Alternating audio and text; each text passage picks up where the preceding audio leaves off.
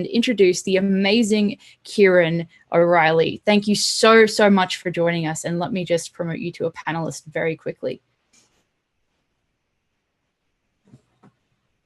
And you may have to unmute the mute button on the bottom left. That seems to be a consistent issue with Zoom these days.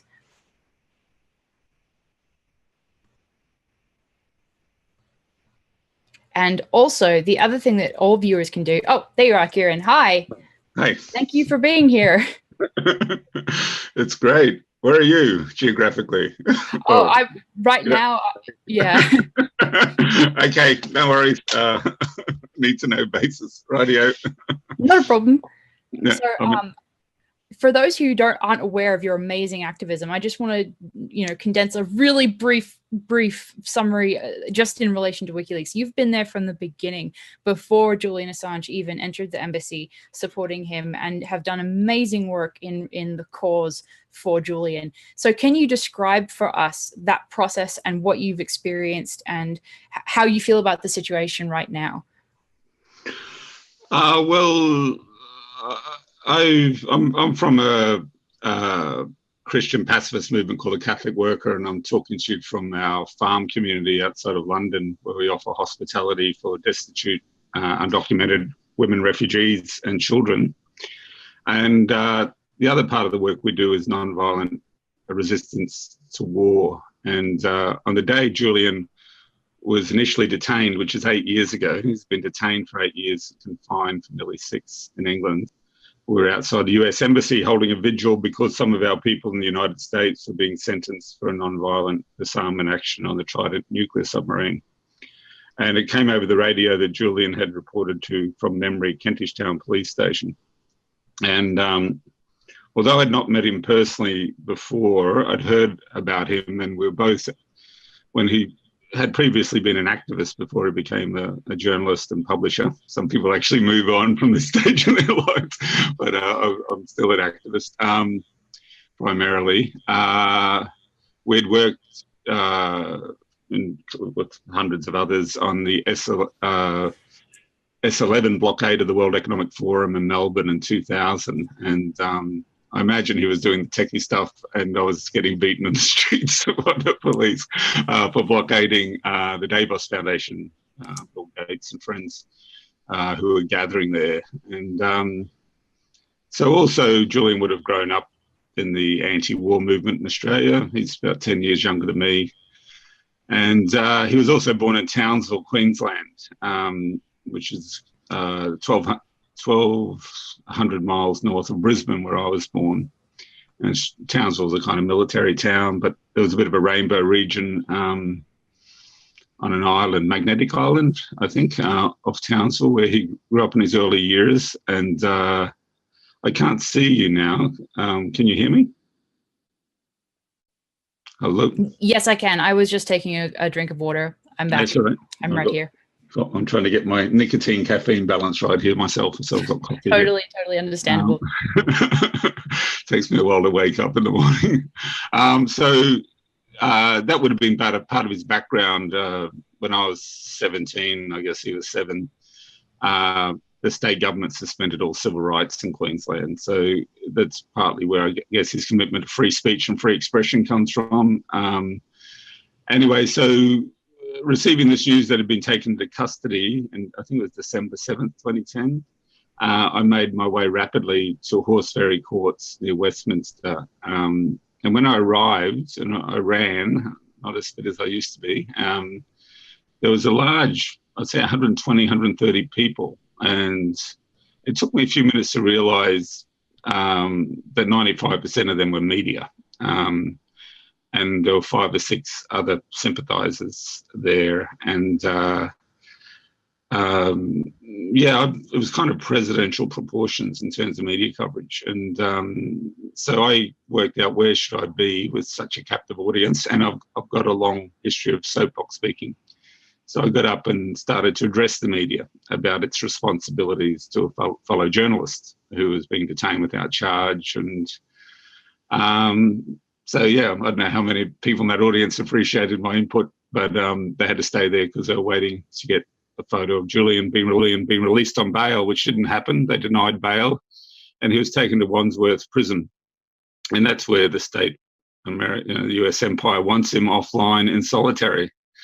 So that lasted about 10 days, and I gathered a few Australians in London together, and we occupied the foyer of the Australian embassy and spoke out, because Prime Minister Gillard, Labor Prime Minister, had offered to take his passport off him on the first day. So when people started to complain about Ecuador, the Australians sold him out on the first day, and Ecuador's lasted nearly 6 years. So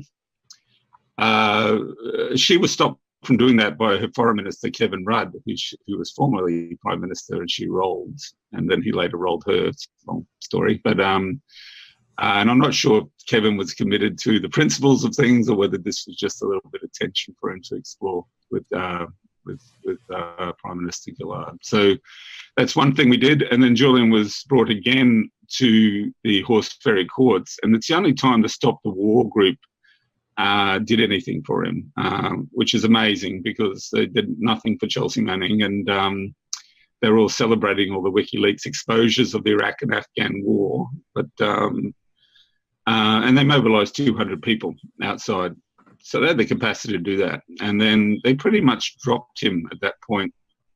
And the next week he was brought to the High Court, where he was granted bail, a large, 160 grand or something, but also very restricted bail, electronic ankle bracelet. He was under house arrest, I believe, for a long time before he went into the embassy. Was up country somewhere, and that he had to report to the police station every day, so his movements were quite limited. So I was there at the High Court, and then I heard on the radio that he was being moved. His next court appearance was at Woolwich, and that's very suspicious, because Woolwich is a court that was built for the Provisional IRA and for later used with Islamic jihadists. It's where terrorist cases occur, and it's got an underground tunnel from that court into Belmarsh Prison, which is a Category A prison, where a lot of the IRA prisoners were kept in the 80s and 90s. And wow, that's incredible that the comparison between WikiLeaks and terrorism goes back that far. I didn't know that. That's mind-blowing. So it was very, I think, conscious setting to put him there. So I remember just hearing it on the radio and rushing over, and there were about 5 other people there. And as Julian finished his appearance, he was driving out, and someone was driving, and he stopped the car and got out and thanked us for coming and stuff. So that's the first time I'd met him. And I said, look, mate, I'm from Brisbane, Australia. And he said, you've come a long way. I was based in London at the time. And then there were 2 more appearances, or 2 days of appearance in front of a magistrate at Woolwich, and I had a bit of time to organise, and we got about 30, 40 people there, and there was obviously a big media scene, and the magistrate at that point ruled that he should be extradited to Sweden on the basis of merely a police officer signing an European arrest warrant. And then I think Julian kind of realised who I was from memory, because I had a pretty high profile in the first Gulf War. I served 30 months in jail in the United States with 3 other people, Moana Cole from New Zealand, Bill Strite and Sue Frankel. We managed to get into a US Air Force base and with simple household hammers disable a B-52 bomber. Unfortunately, other B-52s that could still fly were then deployed to England after we were initially jailed, and they dropped napalm, cluster bombs, and fuel explosives. So I think Julian at that point remembered that, and he invited me to his 40th birthday party. So by this stage, I was working very closely with a former SAS soldier who'd been in Iraq, had been in Afghanistan, the Paras, had done 3 tours in Northern Ireland and a tour of Macedonia, who'd had a crisis as a soldier. With what they were asked, or being ordered, not asked, ordered to do in Iraq. So He refused to deploy to Iraq. Ben Griffin, who went on later to create Veterans for Peace in the UK. So Ben and I attended that party. The first guy we met when we pulled up was an Icelandic man who we didn't know but was working for the FBI at that stage, who did the kind of initial security on us, and then had more time to meet and meet Julian. So later. He was taken to the High Court, and at this point he gets Gareth Peirce as a lawyer, and Gareth is very celebrated in Ireland, especially as she represented a lot of Irish people framed in England, the Guildford Four, the Birmingham Six, the Maguire Seven. If you see the film In the Name of the Father, that's about the Guildford Four. And so Gareth's a very incredibly talented solicitor and also a great human being, and painfully humble and saintly. And, it's amazing how WikiLeaks brings those people together so much. You really find the most incredible human beings, including yourself, standing up for WikiLeaks consistently, and Julian Assange. And I really want our viewers to understand the level of commitment that you have shown in standing up and showing solidarity with Julian and the group that you work with. You've been there for 8 years, and it's just incredible the persistence and commitment you've shown before Julian Assange was gagged in the way that he is right now. Yeah, so then, I helped found a Catholic worker house in Haringey in an abandoned church. So it was a great venue, and we had lots of public meetings around Chelsea Manning and Julian Assange there. People like Peter Tatchell, a very celebrated gay human rights activist in England, spoke there. We combined music with speeches, and Ben launched Veterans for Peace from there. It was a really good venue, and we operated from there for 3 years in terms of solidarity with Chelsea and with Julian. And then WikiLeaks approached me about providing kind of security for Julian to get him into court and out of court. Basically, the media want a freak out shot of someone going into court, and our job was to get him through this kind of melee of photographers and safely in and out. So we met through that again, and the High Court ruled against him. And then the following year, the final appeal, I think, was the British Supreme Court. And once again, at all these court appearances, we'd provide an anti-war context for the reason why he's being persecuted. And we would also sing that Dylan song, I Shall Be Released, whenever he came into court, which is a very, very nice way of expressing solidarity rather than screaming and chanting. So that became a bit of the song for the solidarity movement around Julian in England. Hopefully Bob doesn't sue, but and then the Supreme Court, I remember it was 0 degrees for 2 days, and I'm from subtropical paradise Brisbane, and they again ruled against him. And then I went back to Australia to see my mother, basically, when he had his final court appearance, which I think he didn't make because he got caught in traffic. But it was a very rapid reading by the Supreme Court that they weren't going to change their opinion. So while I was back in Australia for 2 or 3 months and helping organise solidarity there, Julian entered the Ecuadorian embassy. And initially, I think it was William Hague, who was the foreign minister, threatened to invade the embassy, which of course is against, I believe, international law, but definitely international tradition and agreements. And from that point on, they circled the embassy 24/7 with uniformed police. And over the course of 3 years, they spent £11 million. They've gone on to they're spending more on covert surveillance, etc. So this recent kind of Guardian, what, as they say in Ireland, what do you expect from a pig but a grunt from the Guardian? Yeah, that's a very apt analogy for sure, definitely. The recent attacks about, the waste of Ecuadorian expenditure I think it was £3 or £4 million, 3 million, I think.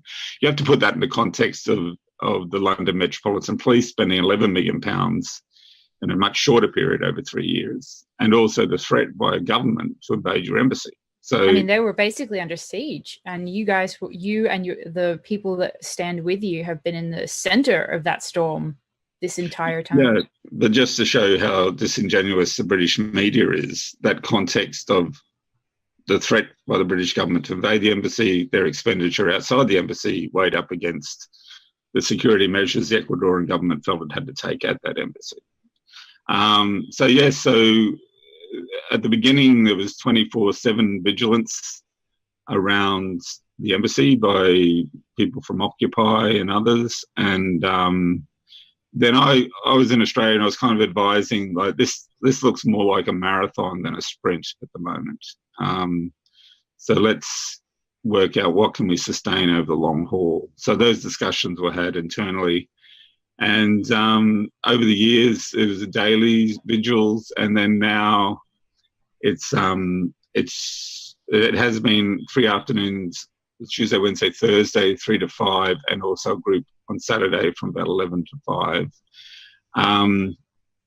So it's been, people like Clara, who lived through the Chilean coup, has sustained that for 6 years. There are other Colombians who've been tortured. One man was actually shot in the head by death squads who come to the vigil.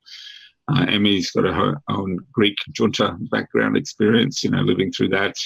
All of that is such important background for people to understand. I think. And really. There's been very little, a few English activists. They did such a good job, The Guardian, at undercutting any liberal left support that would naturally have flown his way. And they've been the most effective medium at marginalising. So, from my tradition, being a radical Catholic anarchist pacifist, to vigil is to stay awake while society slumbers to danger. And so it's an odd thing, because usually when you rock up to a embassy, people want to shout and protest, but we're actually there for 5 years, supporting the embassy, supporting the courage of Ecuador and the embassy to offer asylum, which they granted to Julian after an investigation. And we had some pretty big days when the Ecuadorian foreign minister visited, and we had a great scene. I think it was an Ecuadorian musician flew in from Amsterdam. So he'd play a song, and then we had a Kiwi blues guitarist, John McLean, who'd respond with a song. So it was quite celebratory that day, I remember. And also on occasion, maybe 4 occasions, Julian has addressed the crowd from the balcony. Now all this is banned. So I think we're now entering a period where it's become a sprint again rather than a marathon. And I can see that clearly by the escalation in police presence. That's exactly what I was going to ask you about. My next question for you was absolutely going to be what you've witnessed as far as that escalation since Julian Assange has been cut off from communication with the outside world. Because I know that WikiLeaks tweeted a few days ago showing images of these very overt police marked vehicles and et cetera, which, as you said before, it had been a covert operation for a number of years. So there's always been a parallel operation between visible and covert. When the visibles were removed was just before the UN ruled that what Britain was doing was illegal and arbitrary detention. And so a coincidence, I think not. That's amazing timing. I have nobody's pointed that out before. That's totally new information. Thank you for giving us that context. Okay, so to cut a long story short, I was returned from Australia last year. I was based in Dublin, and I basically came over for a football match. Australia was playing Colombia. We're in the World Cup, unlike the United States, and they were having a friendly game at Fulham. So I met quite a few Colombians vigiling outside the embassy, and they said, "Why don't you come to this game?" So I said, "All right, I'll come over and visit a few people for a week or two." But around that day, in late March, a day after the US military had been in Ecuador for negotiations, the internet was jammed, the phone was jammed, and visitors were denied. Now, I've spent 2 years in prison collectively in various jurisdictions for non-violent anti-war activity. And as a former prisoner, I can say that some of my conditions were worse than Julian's, but some were better. And what Julian is experiencing is sensory deprivation. No change of temperature, heat, light. You never see more than 5 meters. That affects your eyesight, lack of stimulation. And sensory deprivation is designed to destroy people, you know. And so I've, over the years, visited Julian in the embassy, and I've seen a deterioration in his health. And so it's one thing being locked up for 6 years, confined for 6 years, detained for 8. But the most important thing for a prisoner is to have an out date, to know how much time you're doing. And that's why when you're in prison, the most chaotic sections of the prison is remand, where people don't know what the out date is. So that kind of heaviness of thinking, because also in confinement, and I've been detained and confined without prison walls. I've been detained with a gun to my head. I've been detained merely by a threat of a cop saying, you move 5 meters and I'll bash you. You don't need, people are saying, oh, this is not imprisonment or this is not detention. Now, exactly. My definition of detention is the state draws a line. They say, you step over that line, a lot worse is going to happen to you. So that's such a critical point. So the sensory deprivation is, there's actually a documentary, I think it's called the Lexington Control Unit, and they put 3 radical prisoners underground in Kentucky for a year, and you just see how they age so rapidly over that year, 3 women. That's worth looking at in terms of sensory deprivation. So it looked urgent, and I was asked to move down near the embassy, which I did in this very ritzy hotel. And looking the way I do, you know, the staff would think I was some homeless guy trying to access the buffet or something. So that was an interesting experience. And then I ended up doing a 25-day, 8 to 10 hour vigil a day, with others joining me, and also the regular 3 afternoon vigils happening. And that was quite an interesting experience, because after about a week, people started talking to me like, this is a very wealthy area. Like, this is not just British wealth, it's global wealth. And so, you know, chauffeurs, an Iraqi chauffeur would stop every day and buy me a coffee. Some of the people living there, incredibly wealthy. Jose Mourinho walked by the other day, manager of Manchester United. Wow. So, and also, you know, very high-class sex workers, and all those who service the rich and powerful, I guess, in whatever way they do, and Harrods workers. So, you know, the credibility of being there had a resonance with people. And so I think the situation is so urgent that tomorrow, Monday, June 4th, I'm going to resume that, a daily, all-day daily vigil. And also we're organising an event for June 19th, and I've asked friends in Australia, and they're organising similar presence outside British consulates in Melbourne, Sydney, Brisbane, some people I don't know in Adelaide, and people taking their own initiative across the United States and Europe. And and that's so important. I would ask you to explain. Well, I'll let the viewers know that the June 19th date is so significant because that's the day that is the anniversary of Julian entering the embassy. But could you, Ciaron, please tell us how we can get more information on that if people want to participate or start their own event for that? What is the website or Twitter handle? And if you don't have it on the top of your tongue, it's totally fine. I'll just grab it from you later and put it into chat, because I genuinely want people to have access to that, because I know so many people ask us when we report on your work or when we report on the situation with Julian, they just go, well, how can I help though? Like, maybe they're not in the UK and they're not traveling to the UK. They say, what can I do? And I think you are and the people that you work with on a regular basis at the embassy are such an exemplary example of taking these matters into your own hands and making a real difference by doing that.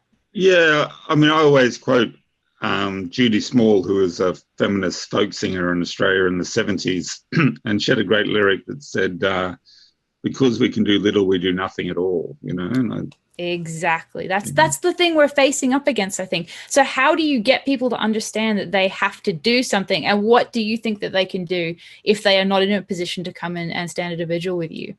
Okay, this is, I Googled Judy recently. Apparently she's a federal court judge now, so go figure. But anyway, so... the irony. Yeah, that's a big one.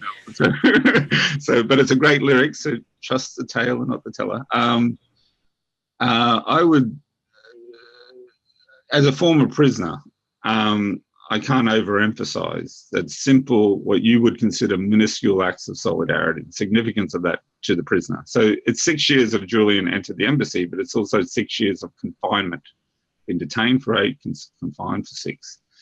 The simple act of receiving a letter, and I've been with Julian in the embassy when he's opened letters, and you can see the nourishment that brings. And, you know, I was in jail. I was arrested in New York State. They put me on Con Air. They flew me to El Paso. They bused me up to jail in Pecos, Texas, Judge Roy Bean territory. And I was the only gringo white boy in the jail. There were 24 of us in a cage, 6 cages in one room. And those cages were open 16 hours a day. So I was in a room with 140 men. And the first month was very difficult. I was getting assaulted, spat at, etc., basically because of my looks rather than my race. Now, what can literally saved my ass in that situation was the amount of mail I got, the amount of correspondence I got, you know. So we have to have some movement. If we're a serious movement, we're going to have prisoners, you know. And the Catholic worker movement I come from, we've had anti-war prisoners since World War II, you know. Dorothy Day, who started our movement, who the Catholic Church are now trying to canonize, was a suffragette in World War I, was in prison. So we have a lot of experience with an awareness of the significance of solidarity. We don't all have to be confined or detained and imprisoned. What we all have to do if we're part of a movement is support our prisoners, support our people before the courts. So people might think, oh, it's only me in Budapest or somewhere. And you only need one person, you know. And, exactly. And I often find when I'm standing there by myself that the public often engage me more. Maybe they feel sorry for me. I don't know. But you have conversations and things. And so that's worth doing. In London, we're going to have a main event at 6 p.m., 6 to 8. And then it's going to be preceded by a vigil from 11. But we're hoping most people will assemble at 6 if they can. And hopefully, we're going to have music and we're going to have reflection and speakers. I know in Dublin we've organised an event, and Claire Daly, who just mentioned, will be speaking at it. She's fantastic. a member of Parliament. Mick Wallace, also Irish parliamentarian, and also Nobel Peace Prize winner Marie Maguire will be speaking at that event, and that's at the British Embassy Tuesday, June 9th, 6 p.m. in Dublin. We're chasing a few high-profile people. I just got an email from John Filger. I was hoping he'd come, but he's in Sydney addressing a rally. Alex Cox, the director, Repo Man, Sid and Nancy, he got back to me. He's in London a week later and will come down to the embassy for a vigil. And then I'm approaching this young man who was in the British Navy. He was read WikiLeaks and then was told to deploy to Afghanistan and said, well, after I read this is an immoral war, and he refused to deploy, and he was put in military prison here, and we went up to visit him and raise money for his wife so she wouldn't be evicted. So he doesn't live in London, but I'm going to ask him to come along. So it'll be good. It'll be a good scene in London. It'll be a good scene in Dublin and Brisbane, 4 to 6 in Brisbane at the Anzac Shrine. And Sydney, there's 2 events. There's a rally on the Sunday at 1 p.m, June 17th, outside Sydney Town Hall, Sydney Town Square or whatever.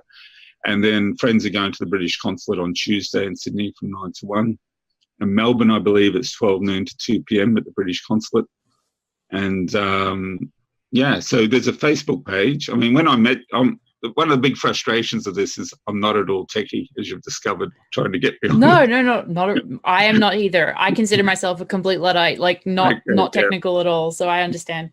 My medium is grabbing a piece of cardboard, writing something on it, standing in the street. And so when I met Julian, I remember he advised me not to go on Facebook. And I said, look, mate, I don't know much about this internet stuff. I think you do. I'll take your advice. But apparently there's a Facebook page up there listing all the events happening on June 19th. So let's see. Awesome.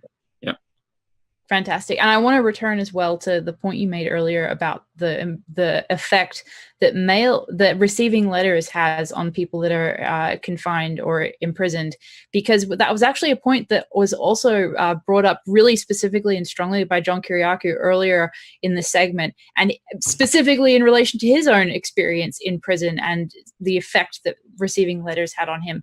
So I hope that people really take that seriously, that is a huge thing to do that will really help Julian get through the situation. It's two-dimensional. One is it nourishes the prisoner, because the whole system's there to to convince you you're forgotten, trying to defeat you, to get you to recant. And the second thing it does, it sends a message to those confining you. That was my experience in Texas. After the correspondence came in, the screws or the guards stopped picking on me and making life miserable for me. They backed off and they probably went on to pick on someone else, Yeah. But because they felt I had reach outside the jail. And exactly, you weren't forgotten. You weren't just exactly. And jailers, and Julian, hopefully won't, but he may end up again in jail. Jail it's a whole totalitarian world unto itself. They don't want anyone looking that way, and out of sight, out of mind, and simple correspondence is a really strong anti-venom to that isolation.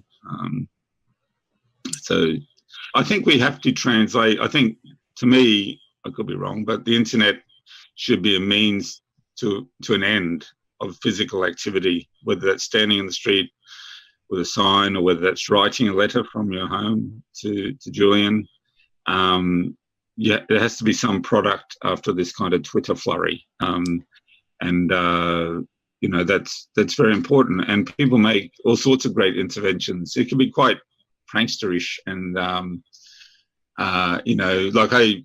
and Boris Johnson was over there because they still haven't sorted out Brexit and the Irish border. And so I heard he was coming, and I just texted a few friends, anyone know anywhere where he'll be? And that next morning it said, he's already there, he's at the Foreign Affairs Department. So I just grabbed a banner by myself and literally ran into town and held this banner. I was being harassed. I was by myself being harassed by a special branch. And this young cop comes up to me and goes, I don't want to put you in handcuffs. And I was like 20 or something. And I said, I was in handcuffs before you were born, mate. Anyway, so eventually, Boris Johnson comes out with his special branch bodyguard. And I go, Mr. Johnson, you've detained Julian Assange without charge for 8 years in your country. UN has ruled this illegal and arbitrary. So I got that out before the special branch jumped on me. And Johnson, a look of the shock on his face, these powerful people, once they're confronted, they just melt. And then recently we're outside of Choggum, Commonwealth Heads of Government meeting, and just three of us. And all of a sudden I look to my right, and who should it be but Alexander Downer, the High Commissioner, looking at the banner. So I just turned around and went, Mr. Downer, just the man I want to see. And I was waiting to jump in front of the Prime Minister's limo, Turnbull, but you can't really blockade one person, so you have to grab them. So I'm not willing to do that. So I walked along with him for about 25 metres saying, you've been totally negligent in your role here in London. Why don't you go and visit Julian?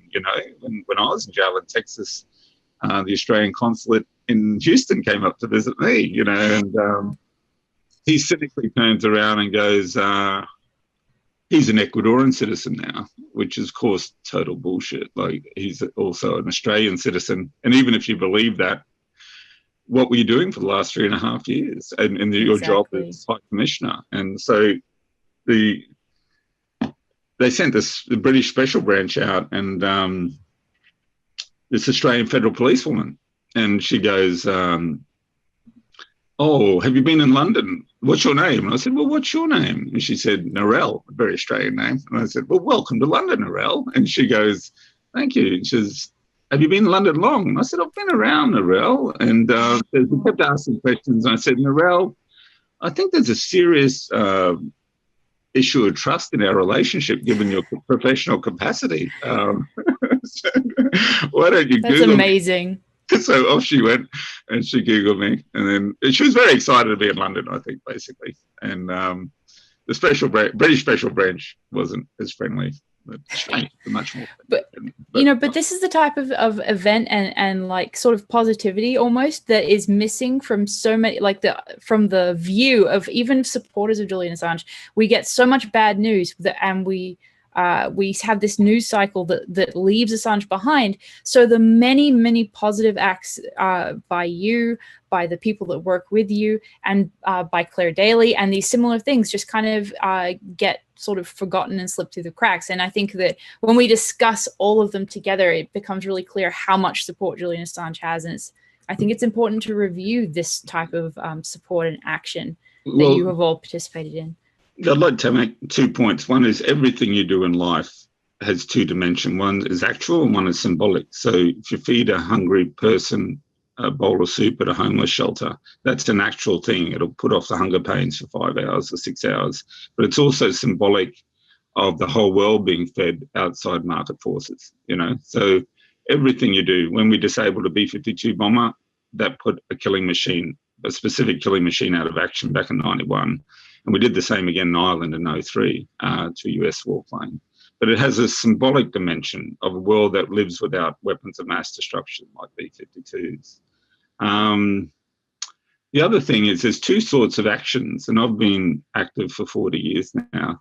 There's one like we'll do on June 19th, but we have to tell people it's happening. We have to get speakers and do all that kind of work, right? The other thing is non-violent intervention, where Boris Johnson's in Ireland to talk about Brexit. You find him and you intervene.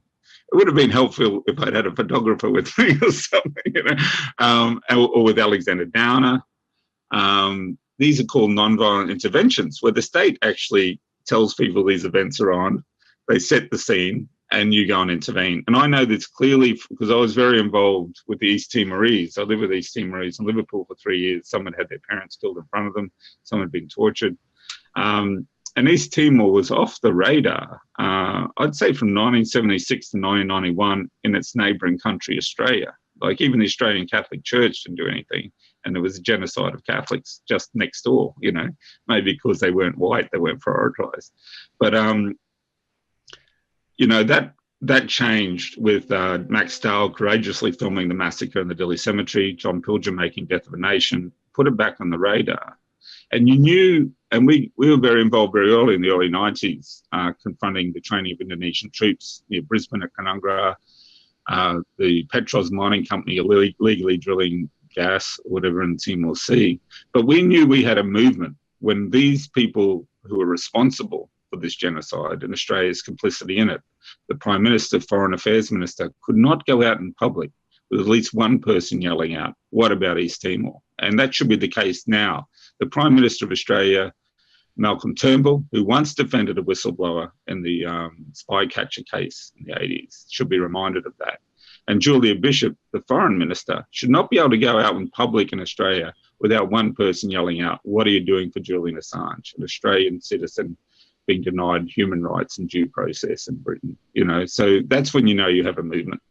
And you can never measure the effect. It's like, the young boy saying the emperor has no clothes, it really is, So, opportunities will arise in London. Donald Trump's coming over here.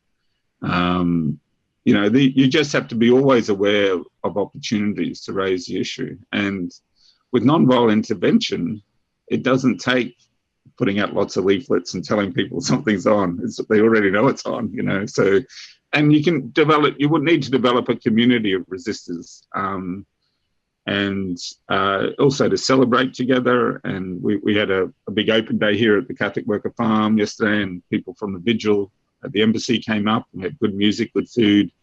very multicultural, and many of the women living here have fled American wars in Syria and in Africa and elsewhere. So, it's very directly linked. Absolutely. Just incredible. And I want to return as well to I know I asked you about this earlier, but the escalated police presence that you've seen just in the last few weeks at the embassy. Can you describe that to us and how it's different from what has been the norm in the operation at the embassy? Well, there's lots of different policing. There was a visible uniformed police that was stationed 24/7, 10 of them. Some of them were in the building because the international territory is only the 5 rooms of Ecuador and 5 rooms of Colombia. The rest of it's private residence. Then you had the embassy, and this might come as a shock to Americans, but British police are generally not armed. Like Queensland, they are. They got a taser on one hip and a gun on the other. Then you have these red vehicles, which are embassy policing, and they're armed. And you got to be careful because these people, they like shooting people, that's what they're trained for, and it's a bit of status to get a notch on your gun and stuff. So you got to be very careful when confronting these people. Then you've got covert surveillance there, and you've also got very wealthy people on that street from the Middle East, from Russia, from all over the world, and they hire, there's a former special forces people to be their bodyguards, okay? And you can see these guys stand like military, they move like military, and they're doing, if not paid surveillance of the embassy, informal surveillance. I remember I took Jello Biafra from the dead Kennedys in to meet Julian, and he was unfashionably late, and I was standing there, fashionably late, and I was standing there, and this guy, I looked over to my right, and the guy was standing in a military posture, probably late 40s. And then this other guy walked up, and he was obviously military, and he put his face right in my face, and these British soldiers, they can smell a paddy, they can smell anyone from Ireland, and just tried to intimidate me, and I'm like, all right, can I help you? So there are people working in that field who've done some very terrible, dark stuff, and once you leave special forces, all these private companies are offering you big money to do this kind of work for corporations and for wealthy individuals. So the problem often with our movement is that we don't take ourselves seriously and take each other seriously. You can bet the state takes us very, very seriously. That's an incredible point. Definitely. And that's why we have to be careful with our relationships in the movement and make sure we keep, we're all going to screw up and not be punctual and let each other down and all that. So we've got to be continually forgiving each other and being forgiven. Got to get over your pride and your fear to do that, and to keep a rock band together, let alone a social movement. And exactly. Well, and that speaks to the spirit of what we're doing here with this vigil, is trying to build those connections instead of tearing them down and just existing in other echo chambers. That's exactly the aim here. No, you're doing great work here, and we all have different gifts. My gifts is the ability to stand endlessly in the street, and talk to strangers. That's effort. Talking to strangers is effortless for me. My father's son, he talked to a lamppost. So, for some people, it's very stressful. So you don't ask them to do that if it's stressful. Some people are great musicians. To play a song is not stressful at all. For me to play a song would be major stress. So exactly. You just exactly. And I think, the public seems to think that there's a one-size-fit-all answer to what they can do to help. And I think the point you're making about the fact that everybody has different talents and tools is important for people to understand that everyone is unique in that sense. So yeah, definitely. I'm living proof that you don't have to be a techie genius to be part of this campaign, right? Exactly. Okay, I can't even use me either. So, and it's very, very significant because, the abandonment of Chelsea Manning by the anti-war movement. This is a member of the US military who non-violently resisted. You can bet that every other soldier who's contemplating resisting, not redeploying to Afghanistan or Iraq, was watching that case and seeing how much this anti-war movement that incited them to resist would deliver on solidarity, and we failed. We failed to support military resistance in the first Gulf War, and more serious resistance, non-violent resistance, came out of the US military than out of the US peace movement. I was the longest serving prisoner, civilian prisoner of the first Gulf War in the United States. I did 13 months. But there were 200 soldiers who were sentenced to 6 months to 6 years, you know. And so if you're going to march, what you're doing is inciting people to non-violently resist. And when you do that, you're obligated to accompany them through the courts and through the consequences, should that be jail or whatever. So, and Julian knows about solidarity. If Julian didn't know about solidarity, Edward Snowden would be in chains today. The Guardian left him in Hong Kong. The Guardian exploited him and left him in Hong Kong, you know? Please tell that story. I know too few people understand that story. Please tell us about that. If you watch Citizen 4 that won the Oscar, and I watched it, you see a man who thinks he's going from a hotel room to jail for the rest of his life, right?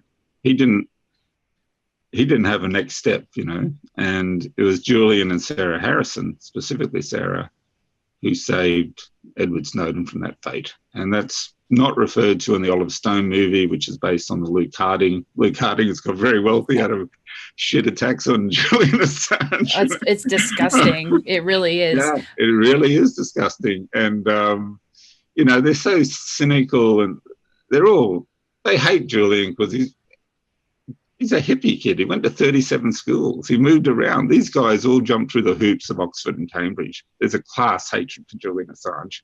There's a cultural hatred. The British elite hate Australians. We're considered as direct, obnoxious, egalitarian. We don't have any consciousness or respect for their class system, you know. Like, you're over here in England, people are continually sizing you up. Are you worth talking to? Where do you exist in relation to me? Are you more important, less important? Australians will always give you a go. You know, they'll always generally talk to anybody.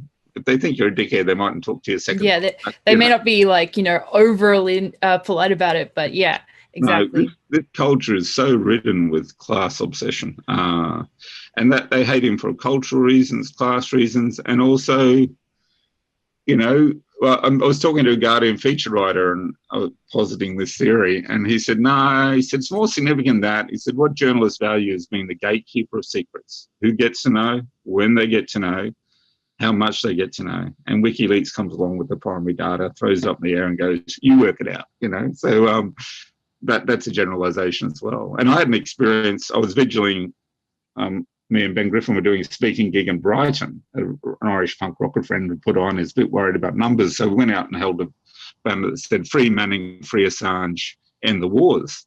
And this guy comes around the corner and starts screaming at me about Julian. And I said, you know, what's your fucking problem, mate? Are you a Guardian reader? And he just stopped and fled. And then the Irish guy goes, don't you know who that is? And I said, no. And he said, Nick Davies. Wow. So how random was that? So he wasn't just a Guardian reader. He was their main guy, you know, who collaborated with WikiLeaks and turned on them. And so, yeah, there you go. It's the small world.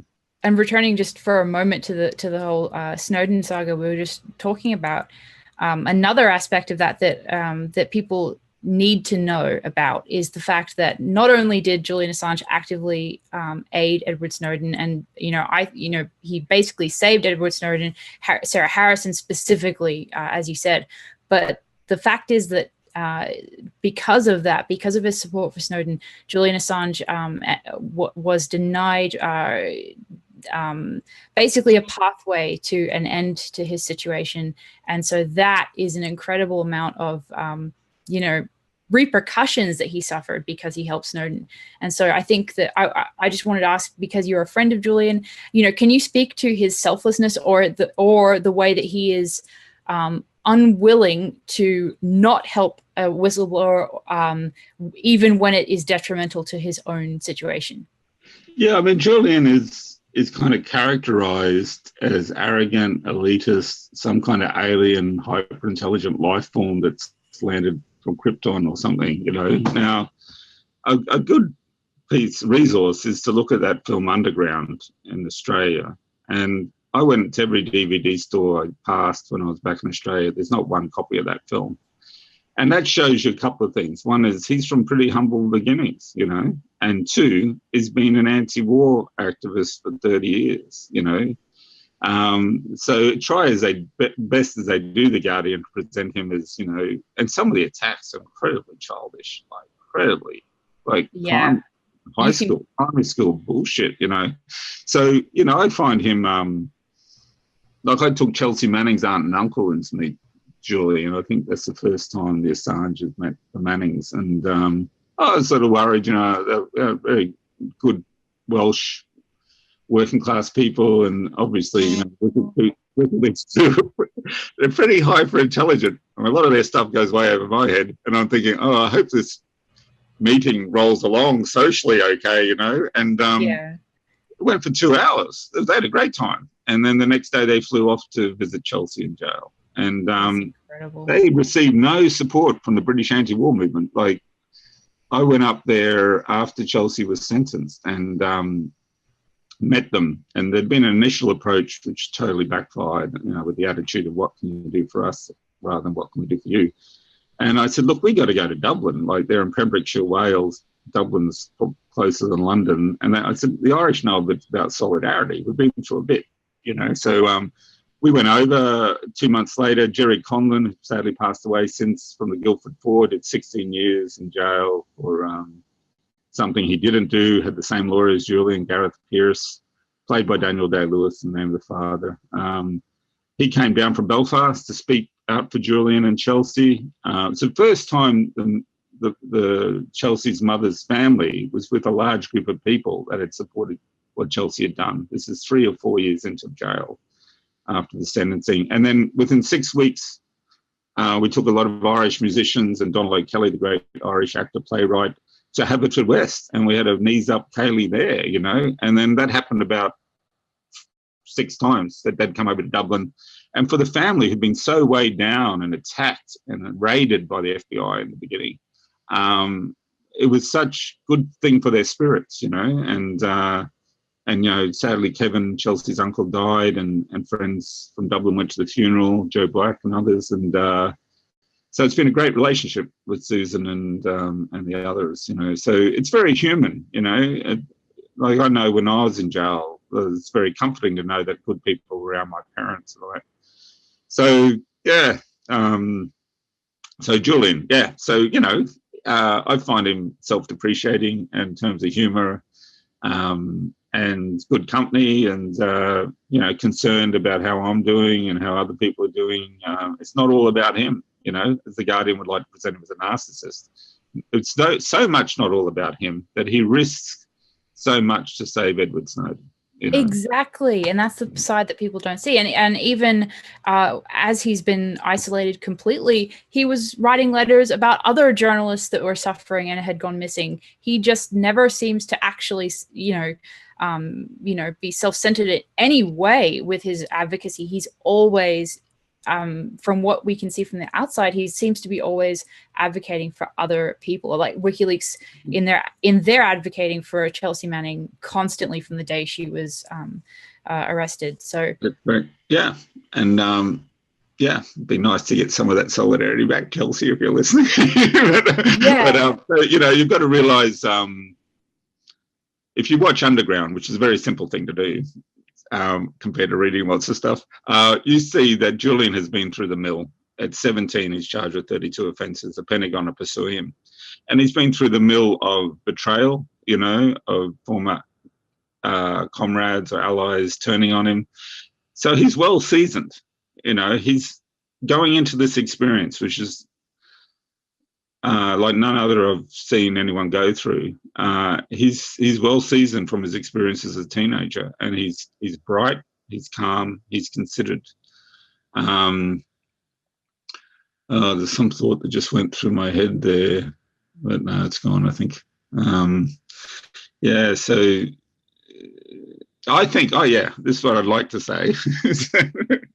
When in 2010, when I was reading about him getting in trouble, or even before when he was doing his thing, I thought, I think this is a guy in human history that has pissed off the most amount of powerful people in the shortest amount of time, right? Exactly. And as we head towards the end of this segment, what are the final thoughts you want to express to the audience on Julian, on the situation right now, on what they can do? Any thoughts that we haven't covered that you'd like to get out there? Okay, war is constant. War on the poor is constant, and it's it doesn't end neatly and begin neatly. And when I was growing up, I grew up on my back fence still shares a fence with the second largest army base in Australia, Gallipoli Barracks, Nogra, the Aboriginal word. And my mother had 3 uncles who went through that base from northern Queensland to the Somme, you know. And when I was growing up, during the Vietnam War, they were deploying to Vietnam. Now they've been deploying to Iraq and Afghanistan. So, you know, for my mother, when I was growing up in the 60s, they wanted your firstborn son. They had conscription, right? All they want you to do now is to look the other way. All they want you to do is avert your gaze. Now, Chelsea Manning, that's all Chelsea Manning had to do in Baghdad, is look the other way, away from war crimes, not hear the screams that they're dying, you know?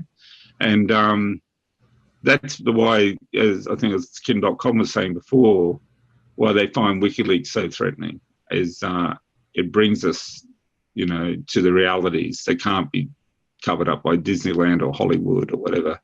The realities of the American empire. Now, I'm from an American movement. The Catholic Work started in New York and New York City in 1933 during the Depression. I'm not anti-American. I spent 4 years there and enjoyed it. I'm anti-imperialist, okay? And whether it's a British empire or an American empire or an Italian or Egyptian or Japanese or Chinese empire, its empire is the problem, you know? And Gore Vidal, the great American liberal, kept calling the United States back from empire to being a republic. You know, that would be an improvement. But I think we're, you know, you can either what we're experiencing is a zombification of civil society, where people are switched off, and we're obviously distracted constantly. So they want us heavily sedated and distracted. And it's whether you want to be a human being or not, you know, and whether you want to live with empathy for the other or not. And we're in a culture that is combating empathy. And so, you know, it's about how do you want to live your 70, you know? Do you want to live exactly like or do you want to live like a human being? And responding to Julian Assange and all the victims he has risked his liberty for is the test of that. Exactly. And I think that is a fantastic sentiment to end this segment with. Thank you so much, Ciaron. And after this, the stream has ended, I will try to get the links and information out to people as fast as possible. Thank you again. And, you know, I hope that people really tune into your Twitter feed to just be inspired by the work that you all do.